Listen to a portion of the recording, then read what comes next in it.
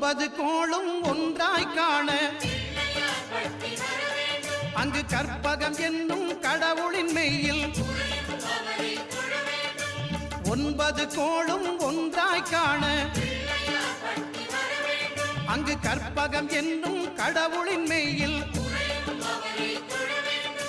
சூரியன் முதலாய் 9 கிரகமும் பலவித குணங்களை கொண்டிருக்கும் எங்கள் கற்பக தருவில் அவை வரும்போது ஒன்றாய் சேர்ந்து பலனளிக்கும்.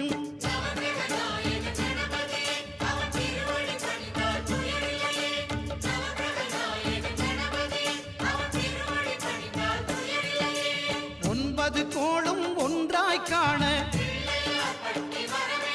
அங்கு கற்பகம் என்னும் கடவுளின் மெய்யில்